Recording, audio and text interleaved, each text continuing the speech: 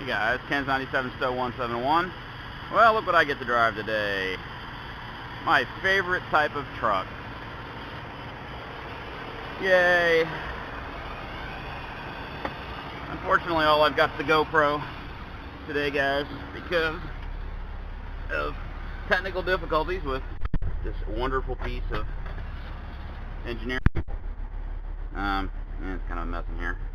On the way home, my truck was going to be due for service.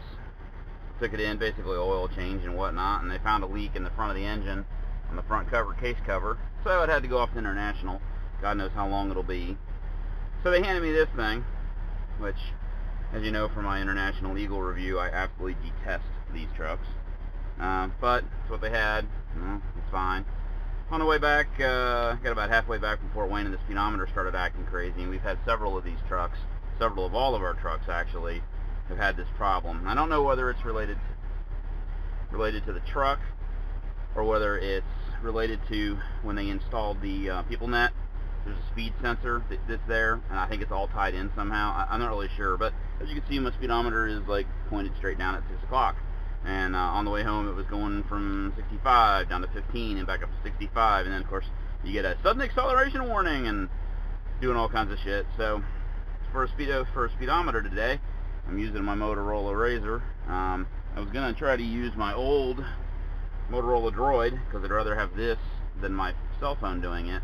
But for some reason, it doesn't want to. It keeps rebooting itself. I'm not sure why. I'll figure it out once I get this delivery taken care of. So I can't use my Motorola Razr as the recording device, which I have been doing my last few videos. So I don't know how it's going to sound. What I'm probably going to do is just do a short video. I got to deliver this load. It's about 10 minutes away from here, and we'll see how it goes.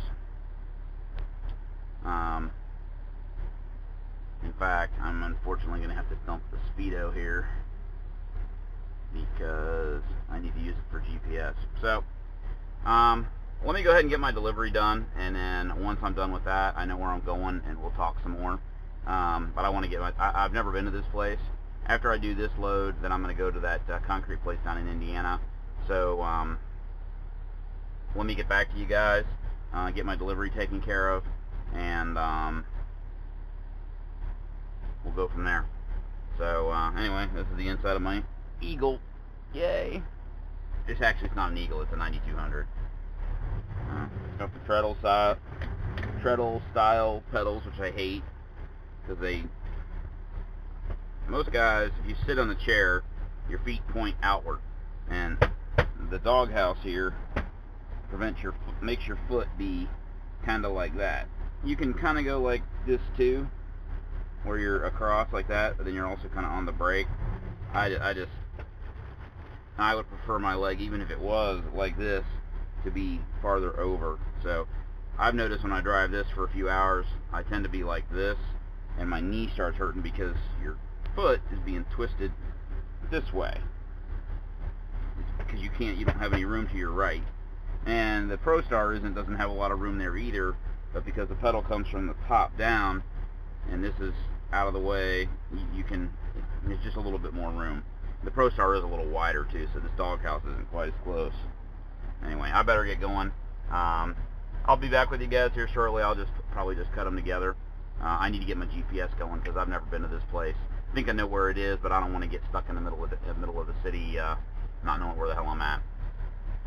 All right, see you guys. I'll be back in a while. Bye.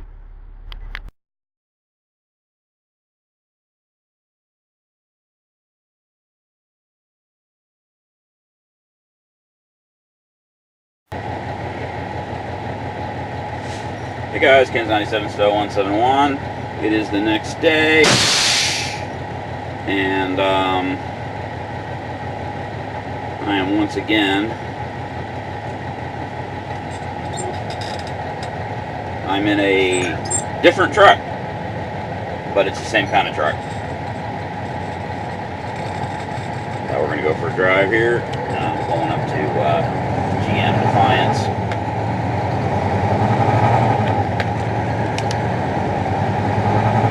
You guys might like to hear this truck. It makes a pretty nice noise. It's Doesn't have all that emissions crap on it, so the exhaust is a little better note.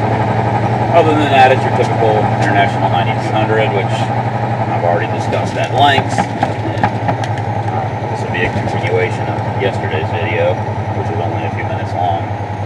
Ended up I wasn't able to do any more recording that day because the GoPro, for some reason, wouldn't record. I think the batteries got low or something.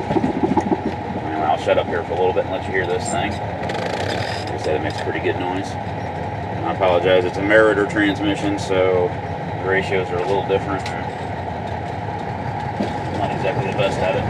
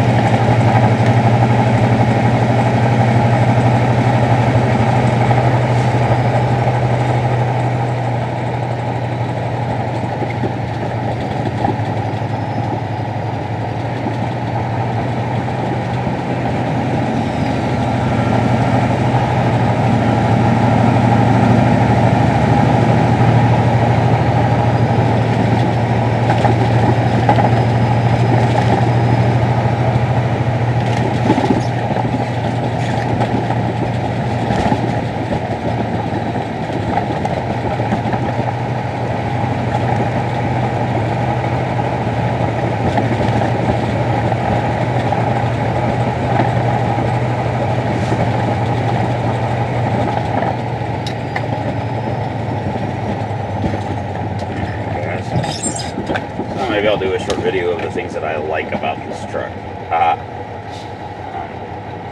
Yeah, it'll be a short video.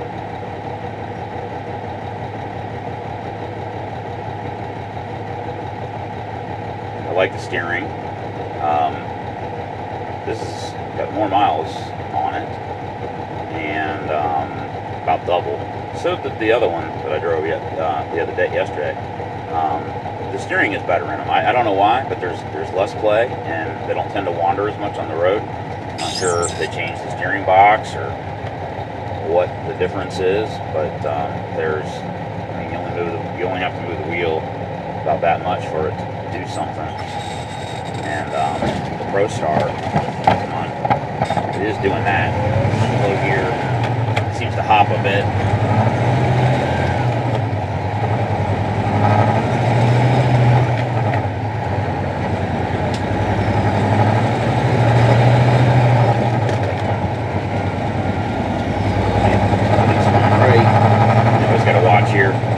Technically, you really ought to be in the other lane when you're making this turn. That would be prudent, because then you can go wider.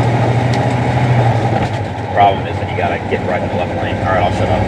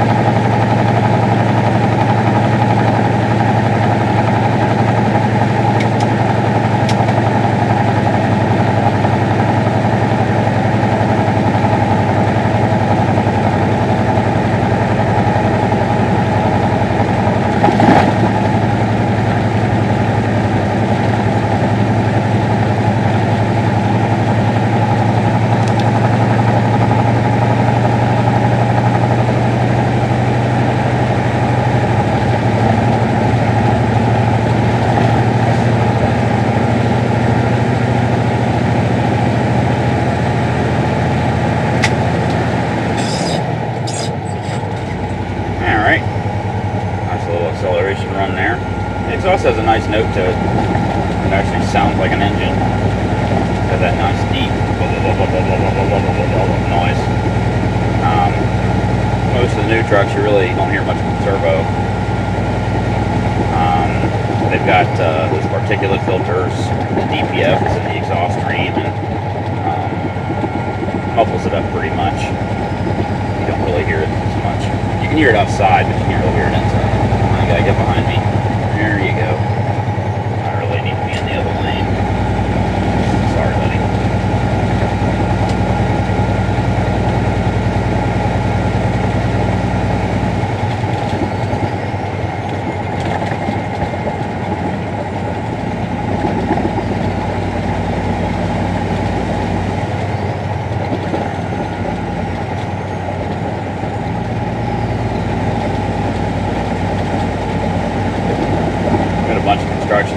Cincinnati here, through here. Don't know exactly what they're doing here. My guess is they're going to try to separate out some lanes for 74. It always backs up through here. People trying to get off. I don't know. And then they're doing construction again up by the Mitchell Avenue exit. They're giving Mitchell its own lanes to get off again, making the exit more efficient. Don't really know. Actually today, midnight to 5 a.m., the sign on the southbound side, the sign says the high-low be closed for 30 minutes at a time. That's a good name for heating and cooling system. Help! The number is 333 help. Now they do plumbing too. I wonder if they do window cleaning. But, did you guys ever see that commercial where the guy shows up in a pickup truck and he slaps a different label on the side of the truck for whatever he's doing that day? One day was lawn care, the next day was plumbing, the next day was heating and air conditioning. There was something about, don't call this guy, call an expert, or something like that. Nah, I've heard of help before. They're around here. Well, they must be a national, 333. It's not an 800 number, so it must be, I need to get one more over. That's why I changed lanes before. I thought I needed to be over all the way, and it wasn't quite yet. Here we go. This is a Cummins engine, too. Are you trying to get over, buddy?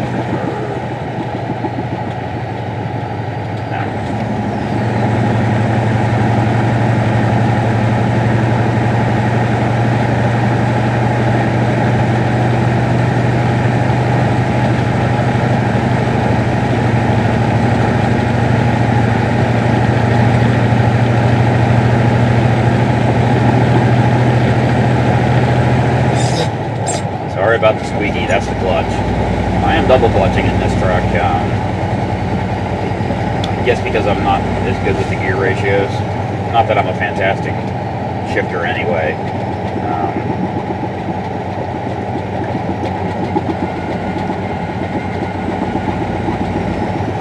I tend to rush it a bit. And I know it, but I still do it.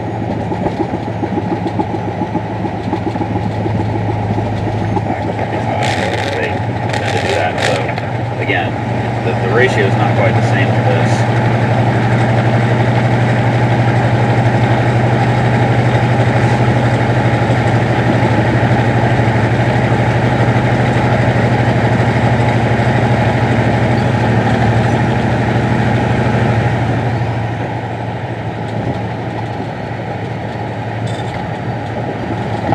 This is where they're doing the Mitchell exit. Whatever they're doing here. Highway's going to be over there, all the way to the left. And where we're at now, I think, is going to become the actual exit from Mitchell. I thought that bus might be getting on there.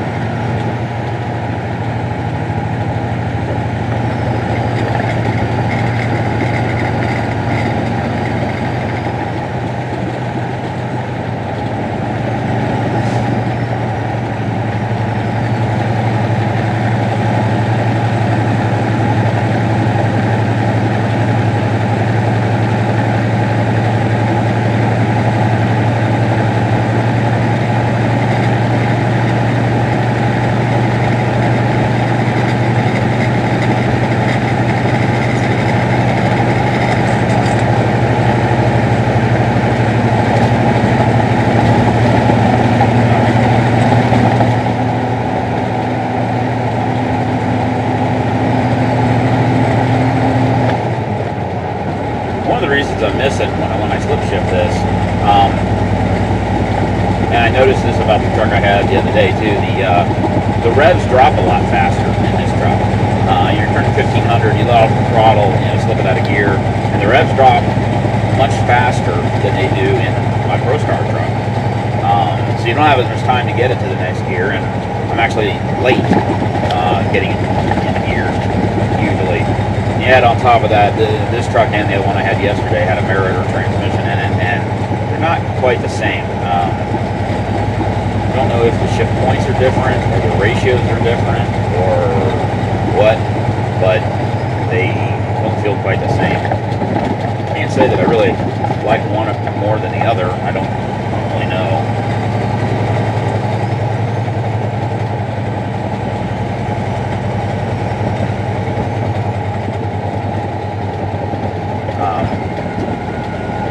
So I was going to tell you some things I like about this truck, and I already mentioned the steering.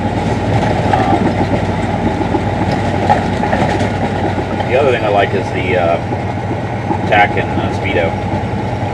They're nice big gauges, which is nice. A lot of these trucks, the speedo and the tack, or particularly the speedo, are so small that, particularly in low speed operations, you can't.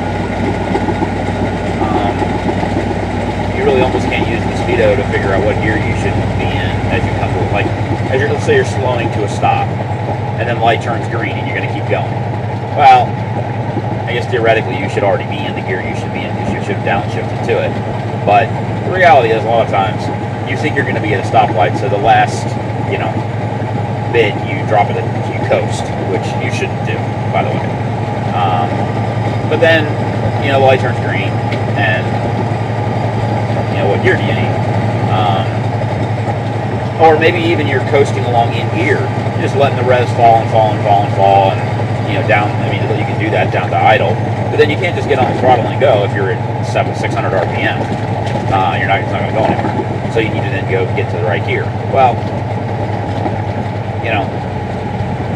if I look at a big speedo like this, and then I'm at 20 miles an hour, or 15 miles an hour, or whatever, you can pick a gear based on your speed, but if the first digit is 10, what I'm saying is that the space is too small on a lot of, on my ProStar and on the Volvo I had at my last job. You really couldn't do that. So what you tended to do was just jam it, guess, and sort of jam it into gear, or you had to come to a complete stop and then go to your starting gear. So I do like the tack and speedo. I like the steering.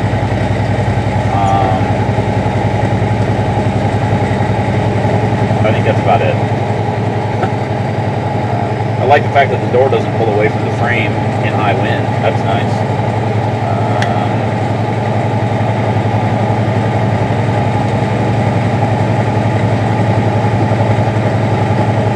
Sometimes I like having the switches here, sometimes I don't. As I mentioned in my international review that I always get a bunch of comments about, for me, they're a bit of a reach. You got to come out of your seat to reach the switch. The other thing is half of them aren't illuminated, so you can't find them in the dark, which is just dumb. But one thing I really like, the horn is over here. You pull this like every other freaking truck in the world. Well, just about. You pull this for the horn, and it's an actual air valve, so you can kind of control how much you give it. Most of the new trucks, my ProStars, Volvo I had before that, were not that way. They used an electronic relay in the steering wheel, and first of all, there's no sensitivity to it, so you can't just give a little toot. You can't kind of, you can't do that. It's on or it's off.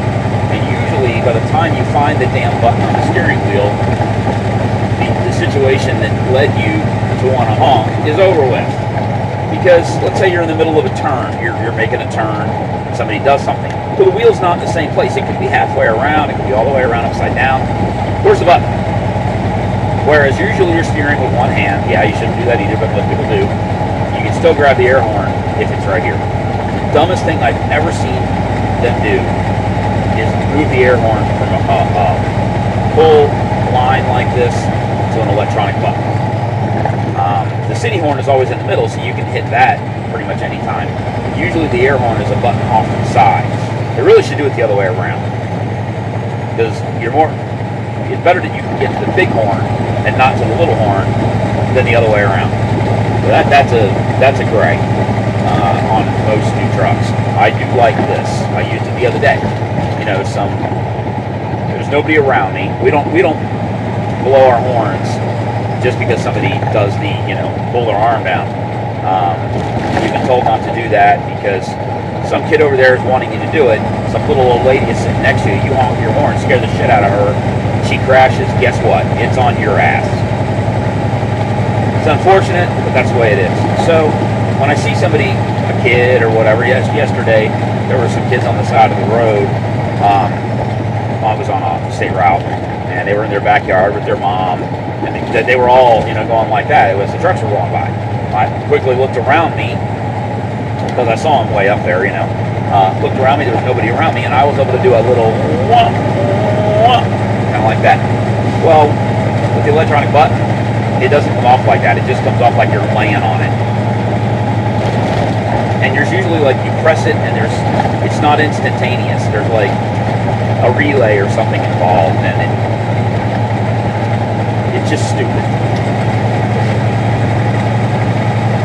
So I like the air horn here. I like the steering. I like the big gauges.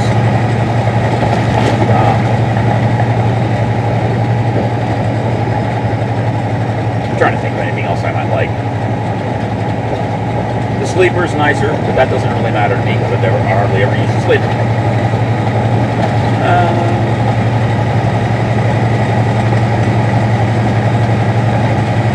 That's about it.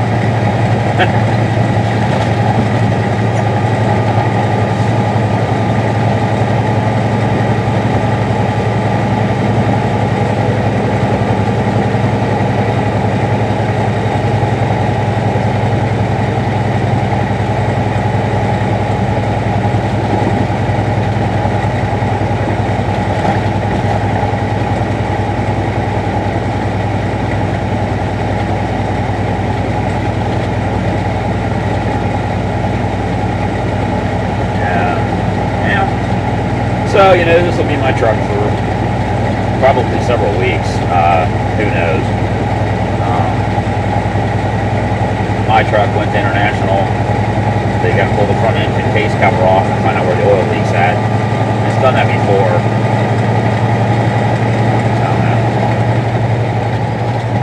I think I have the book with me. I'll look. I'm going to get off the pilot here at 36. I need to get fuel, and I need to transfer my paperwork from yesterday.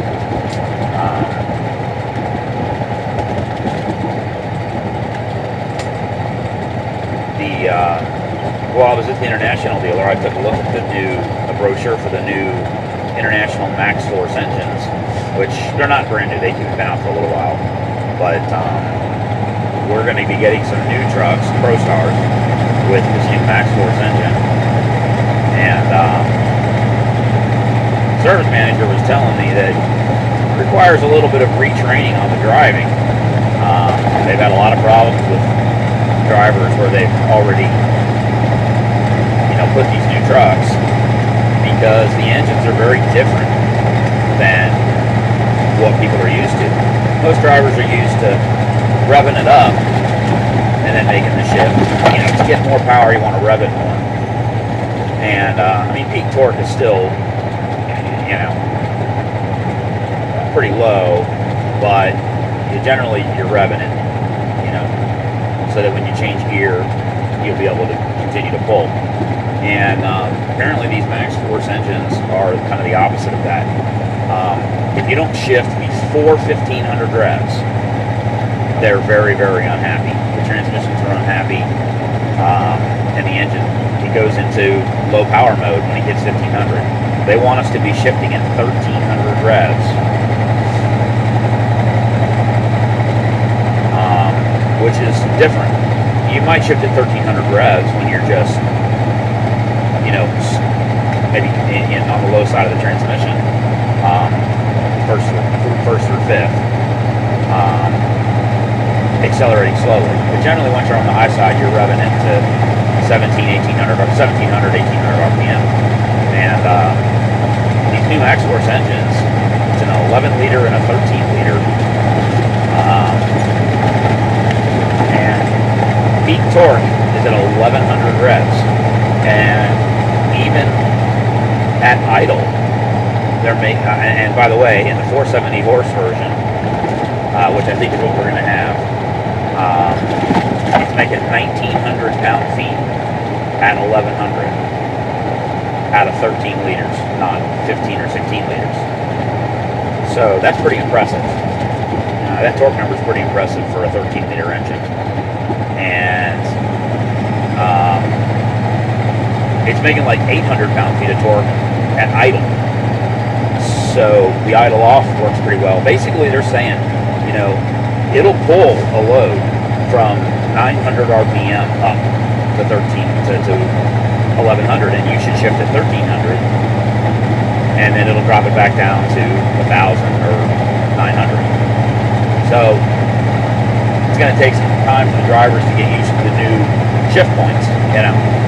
But apparently they pull really well if you drive it right.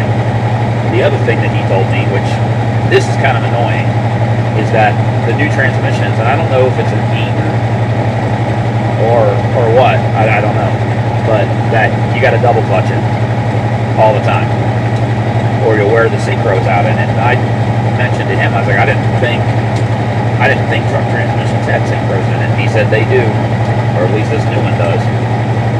And that I said, well, that's going to be hard to convince people because nobody double clutches, not on a regular basis. Everybody still shifts. That's a lot more work. If you're a city driver, that's a shit more work. I told him with an engine like that and having a double clutch, they'd be better off to put an Allison automatic behind it. Because the drivers aren't going to double clutch. That's just not going to happen. They're going to try it for a little while. They're not going to do it. If they get away without doing it, they're not going to do it. It's a lot more. It adds a lot more work.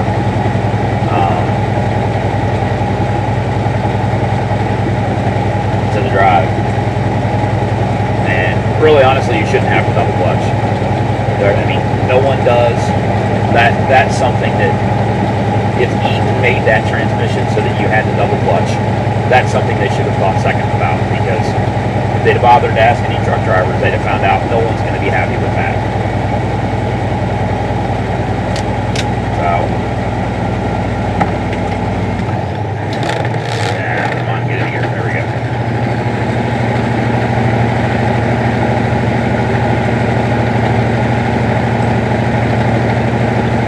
I've actually noticed that this engine pulls better on the low side as well than the one that's in my ProStar. I dropped a gear there thinking I was going to do better, and I think I would have been better off to let it pull longer. Hopefully the sound is okay. My phone is saying that I'm overdriving the microphone right now. Not a damn thing I can do about it. I've got the gain all the way down.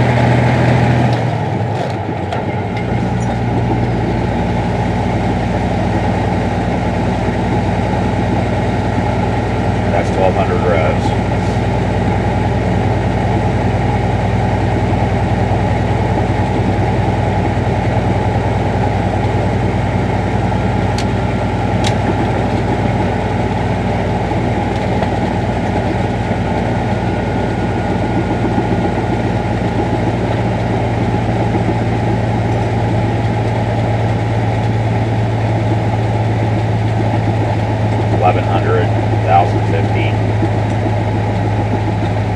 Pulling better than my ProStar would.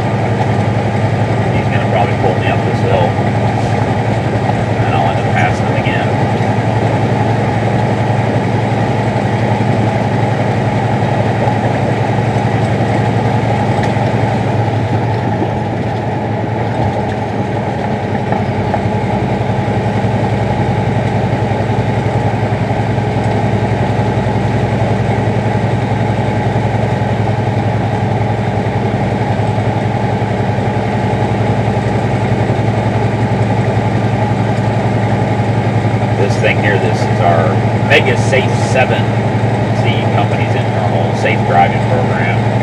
There's 7 sections. Number 1 is prepare to drive. So you're sick, you don't feel good, you didn't get a good night's sleep, you had an argument with your wife. Those things need to not be affecting you when you're driving. So prepare yourself to drive. 2, expand your view. 3, maintain proper following distance. 4, use your mirrors. 5, execute safe lane maneuvers. 6, assess intersections. So pay attention in intersections. And 7, adjust speed for conditions. Let me tell you what, those are all really smart ideas. And once a quarter, every hold on a second here, guys. Every 3 months, we go up. I drive 7 hours round trip to go to Fort Wayne for a safety meeting. Guess what they tell us?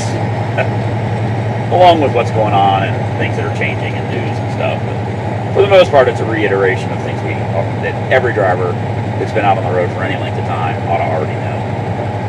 It's kind of annoying. Basically lose a weekend to tell me things I already know. Every company does it. It helps with their insurance premiums and such, but you know. It's kind of stupid, really, in some ways. And they do it for financial reasons because it saves them money on insurance, which is big bucks for the company. I get it, but you know, go to meeting, use your laptop. We could attend those meetings remotely. A lot of the guys live in Fort Wayne area, so it's not such a big deal. But 4 or 5 of us guys live down in Cincinnati. That it's 7 hours of driving for a 1.5 or 2 hour meeting. It's kind of annoying.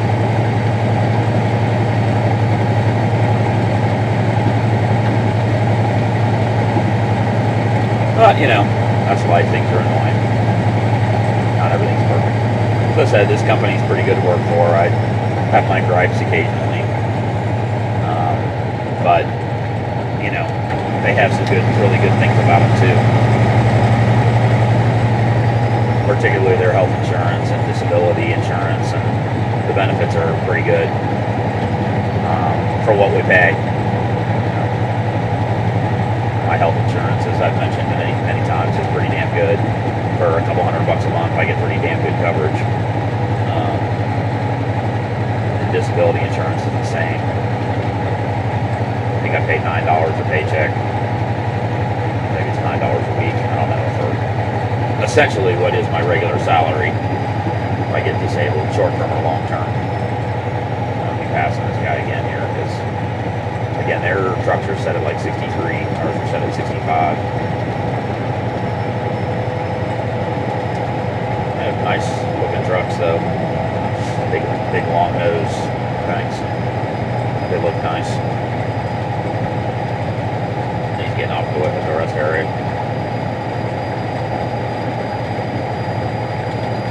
So, what else is going on? I'm still driving the Jeep.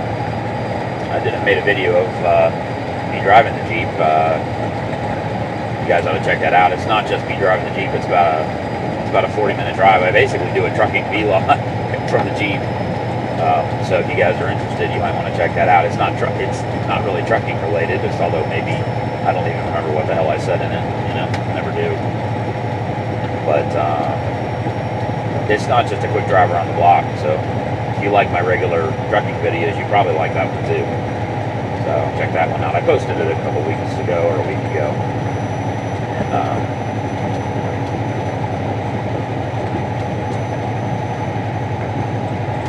And I may or may not. I made a short video yesterday in the truck I had yesterday, which is different than this one. Same truck, but it was a different truck. Same model truck, but a different truck. And I used my GoPro for the audio, so we'll have to see if I can merge them together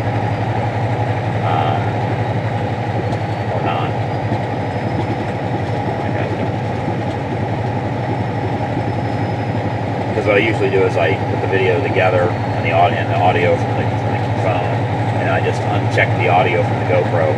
So I'll have to figure out how I'm going to do that. My editing software is not top notch. It's not even half notched, but it lets me piece things together and control audio and things pretty easily and pretty quickly. I think it's called Cyber Director 10. You know, I try to keep my videos simple. I don't do a lot of fancy intros or exits. Maybe I should. I don't know. Treasure Isles Gun Show this Saturday, 9 to 4. It's pretty much every Saturday there. And you got Trader's World on the other side. Those are both giant flea markets.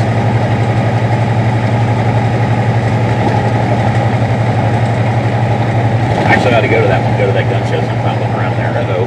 So there was a wreck right here. Here we come up on the Solid Rock Church.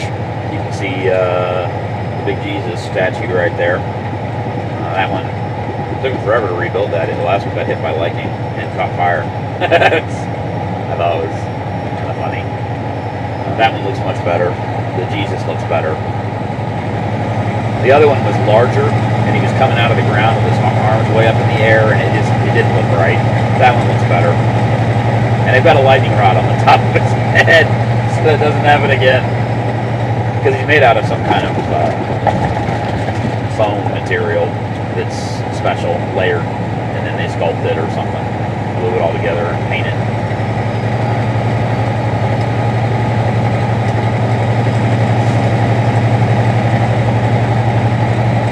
You know, I think I'm actually, I was thinking about stopping at the pilot here. I've got enough fuel to get up to Beaver Dam. That pilot's a hell of a lot easier to get in and out of. This pilot here at 36 is like totally foobarred. You come in, you go around, and then through the fuel aisle, and then you got to go around to go back out. It's, I don't know.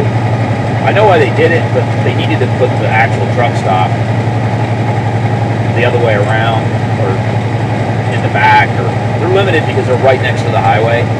So, I mean, I know it's kind of a screwed up mess, but that place is a pain in the ass to get into. Traffic jams up in there pretty bad sometimes. Getting back out onto the road, onto the highway, you got to turn right onto the road and then immediately turn right onto the highway. Over a quarter of a tank, so I think I'm going to go to Beaver Dam instead.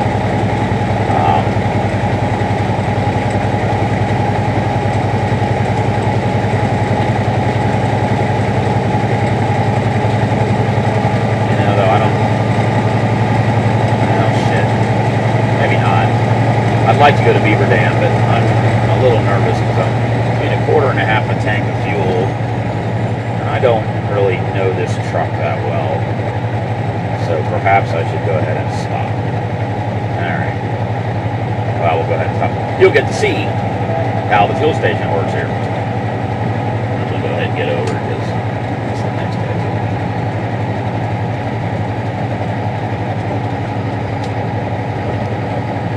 Yeah. I probably could make it, but there's no other truck stops we're allowed to stop at. We use Love's and Pilot.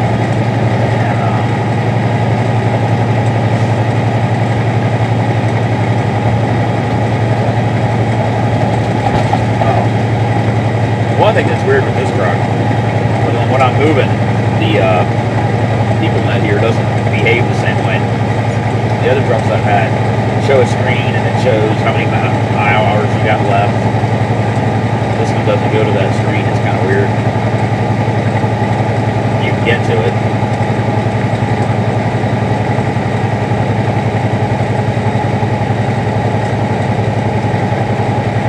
Pretty cloudy over that way. Saying thunderstorms today.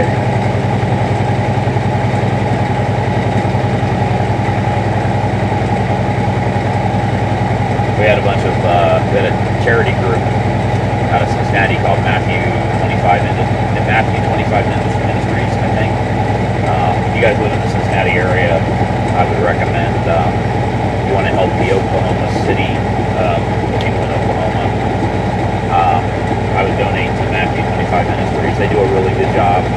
they had people on the way the day it happened, and yesterday they had several trucks, and then last night they had a semi going out. They do immediate needs like toothpaste, mouthwash, toilet paper, things people will need right now. Water, food, things like that. Not necessarily long-term aid, but things people will need right now. Because those are the things you can't find because the whole freaking city is destroyed. So that's what they stock up and transport. They have their own warehouses. It's a nice local ministry, and they do that anytime there's any kind of disaster. They head out. They're not affiliated with any government agency, and they don't use the Red Cross or FEMA to distribute their what they have. What they do is they have contacts with other churches, community centers in those communities. So they contact people in the area that know the community and know what the hell's going on already, and where people are, and where the best place is to park the truck, and all those things. And they already have those contacts worked out nationwide. And then if a disaster happens, they get a hold of people. Obviously, if they can, and they work with people that live in the area rather than distributing through the Red Cross, which is also a great organization. But they're more local, community, church-based. They do a really good job. So if you guys normally promote much on my channel, but Matthew 25 Ministries it would be a good one to support. Because they do good work. They have a spokesperson on, comes on 700 WLW. Just talking to Scott Sloan yesterday.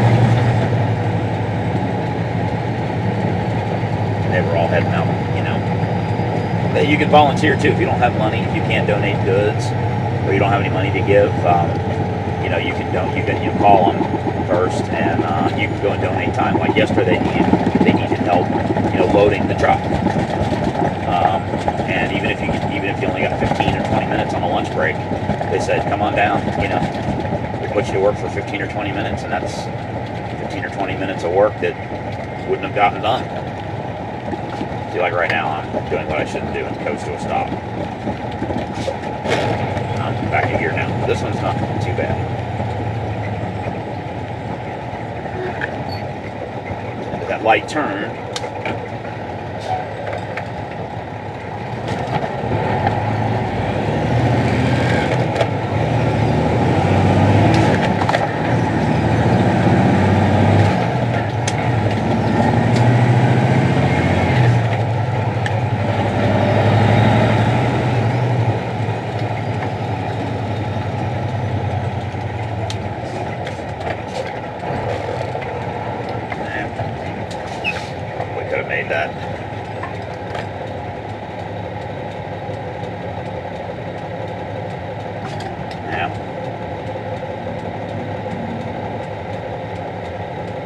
Always spread out.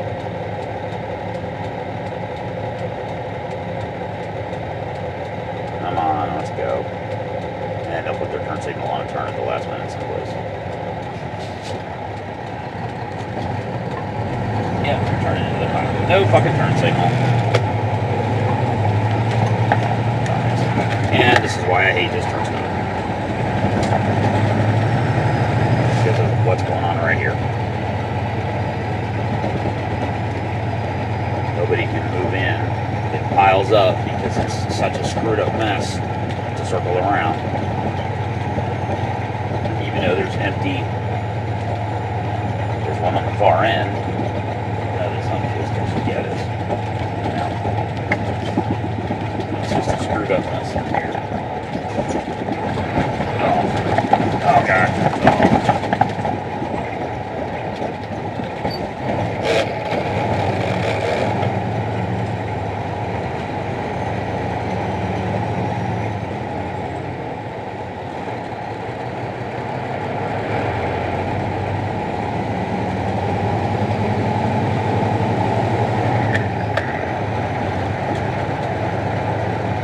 gotta circle around, see if you can find a freaking aisle that's open.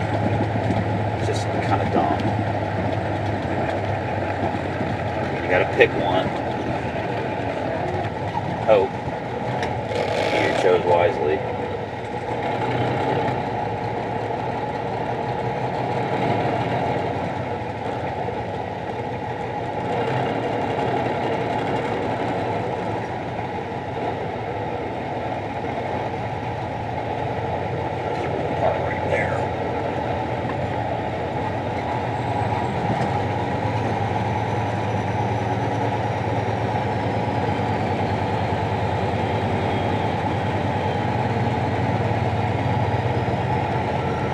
Guys go fast because they won't have much fuel to put in, but probably not.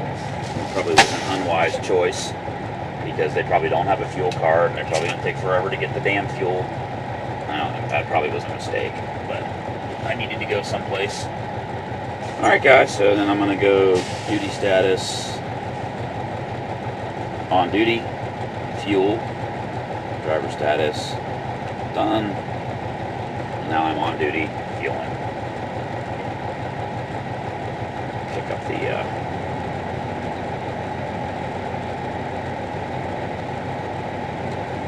so there's the truck. I don't have you can't see back there. Nothing back there. I did bring a blanket and pillow with me just in case.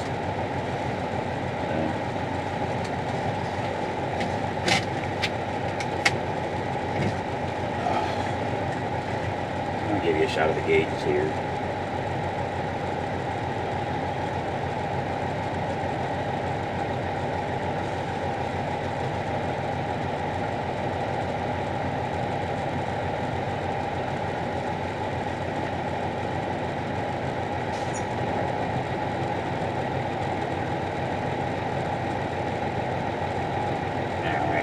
Alright guys, I'm going to call the end of the video, and we're at 45 minutes, so it's not as long as I normally go, or close.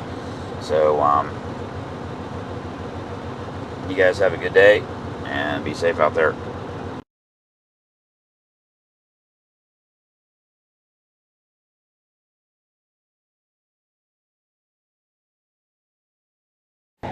Now guys, decided I'd show you how to get out of this truck stuff too, and then I got a story to tell you as well, which is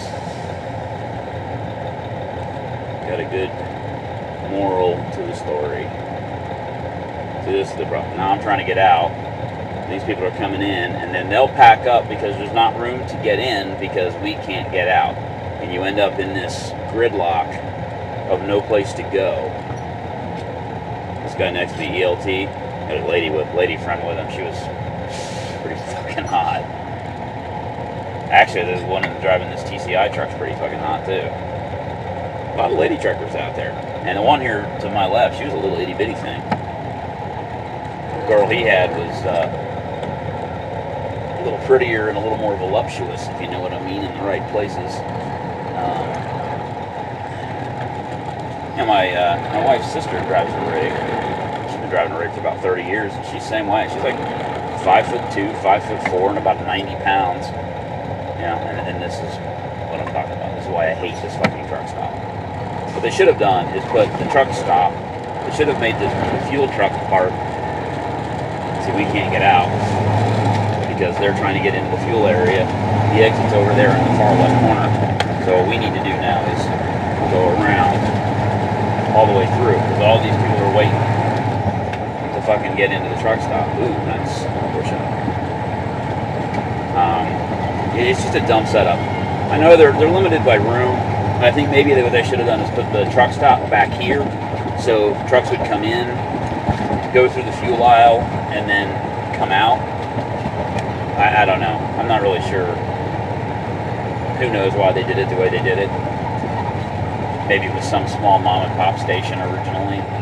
You know, and then again here now we're just trying to get out, but then there's people trying to park, and it's just a total clusterfuck. These small, and there's a lot of pilots that are this way.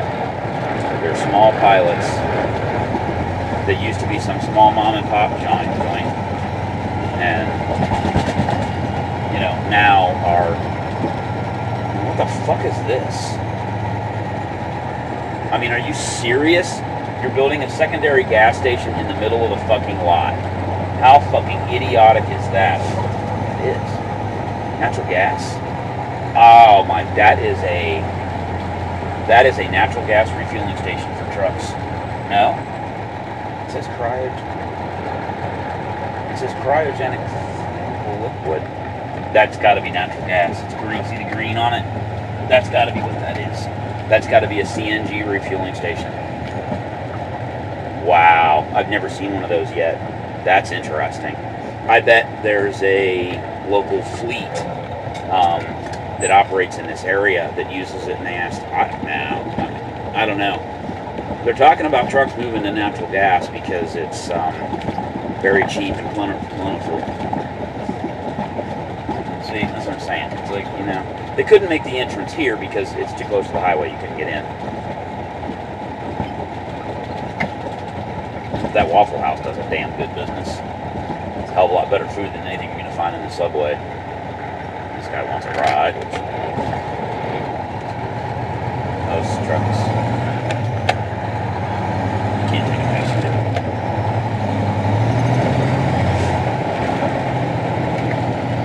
I need to go wide here. Look out for the pedestrian.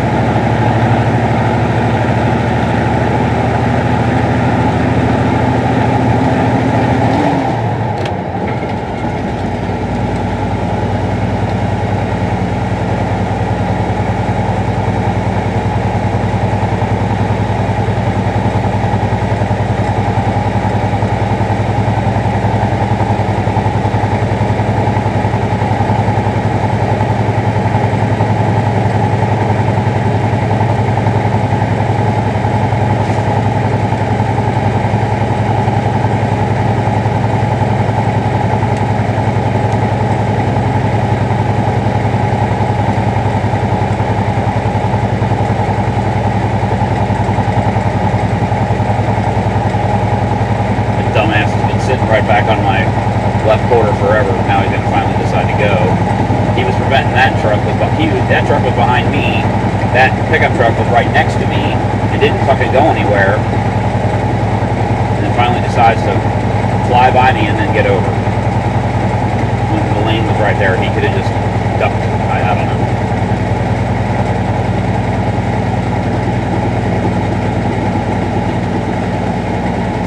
Let's see if it'll pull it. 1100 revs, 1150.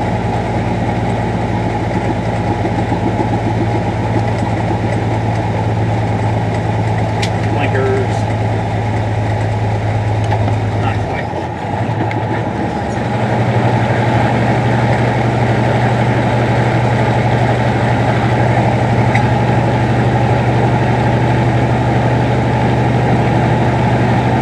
Space between 9th and 10th in this truck seems to be a little bit wide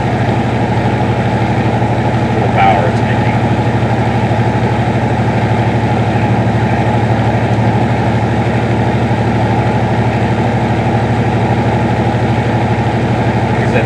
different because normally in my ProStar I can get almost to 60 miles an hour in ninth gear, and this truck won't do that. You hit 55, you need to be shifting. It's a little different.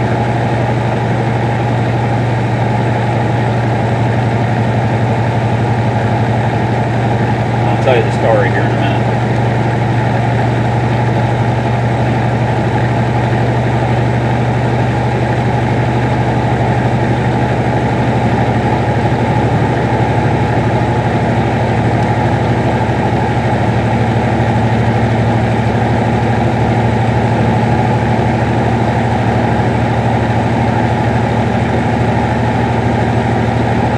GoPro actually might run out of space on the card.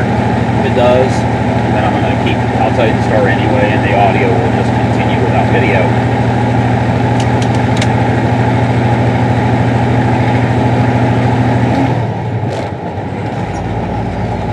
See, I'm right, it was 1100 rev. I mean, I went right from 1600, shifted, and it went down to 1100. It's a little bit too much of a spread, seems to me. But it's flattening out now, so. Lane closure, Wednesday. Lane closure, Wednesday, 7 p.m. to 5 a.m. Okay. So here's the story. When I pulled into that truck stop there, and I stopped, you could see there was a yellow Penske truck in front of me. Sat there for a while, and I told you that it might have been a bad idea because you got two box trucks, they're probably paying cash for their fuel, blah, blah, blah.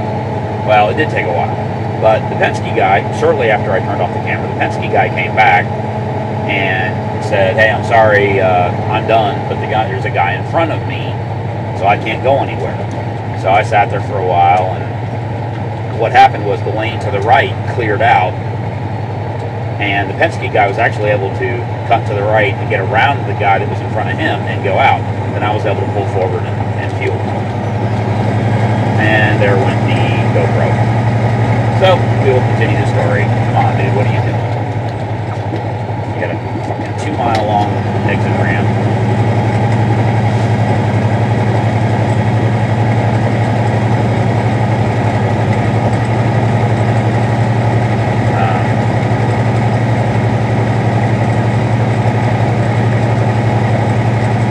Alright, so I'm just going to continue the story here with just audio. So the guy in the Penske truck was able to get around him, and then I pulled forward, I went ahead and fueled, I got done fueling, and I'm thinking, man, what the hell is that guy doing? He's done fueling, what the hell's taking so long? Now, he didn't actually end up holding me up. I was just wondering because, the guy behind him fueled, I'm almost done fueling, like couple 100 gallons or 150 gallons, and he hasn't even back to his truck yet. What the fuck's going on? Well, the lesson of the story is never assume you know what the situation is. My immediate judgment was, and I should know better because things like this have happened to me before, this guy's a fucking idiot, doesn't know what the hell he's doing. He's in there fucking around, not because he's driving a box truck particularly, he's not really thinking about the people that are waiting behind him so much, because he probably doesn't do that every day. It wasn't even a marked box truck, so it might have been a rental, or, the Penske was probably a rental. So they don't know the rules of, pull forward. If you're going to stay there for 20 minutes and eat lunch, you need to pull around and park someplace. That's what a normal truck driver would do. So I'm thinking, oh man, this guy's going to be there, blah, blah, blah, forever. I'm going to get held up even longer, blah, blah, blah. This guy must be a jerk off. And then he comes walking towards his truck with a bag of food in his hands and a drink in his other hand, on crutches with only one leg.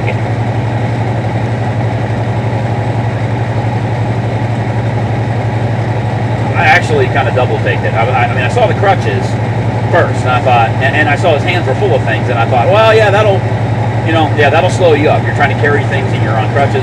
And then I noticed he didn't have a left leg. that his pants were just flopping. He had shorts on, but they were tucked in, you know. And I thought, shit. Wow. I didn't even know what, I mean, I just sat there and thought, wow, you know. It's, the moral is, don't assume you know the situation. And it happens all the time. You come upon something and you think you know what the hell's going on, and you're wrong. And I'm thinking this guy is an idiot, doesn't know what the hell he's doing, and is being discourteous to other drivers, either out of ignorance or because he just doesn't give a shit. And the reality is that he's on crutches, trying to get lunch, and he doesn't have both of his legs. And I'm pretty sure he was an ex-serviceman, which made it which made it even more poignant. You know, you could just kind of tell he had that look that he was in pretty good shape. And then he got into the truck all by himself with one leg, so he's got to put his food up in there, get his crutches up in there, climb up into the truck, which in itself must be, I mean, climbing in and out of my truck with two legs gets tiresome. I can't even imagine, you know, doing that. Yeah, you can tell he's maybe been injured for a while, because you can tell his right leg was like a freaking tree trunk, you know. So that's the moral of the story, guys. Don't assume you know what the hell's going on and start bitching about something, because you might not be right, and you might feel like a complete jackass when you do find out what the situation is. Alright guys, that's it. Y'all have a good day. Be safe out there, and I'll see you next time. Bye.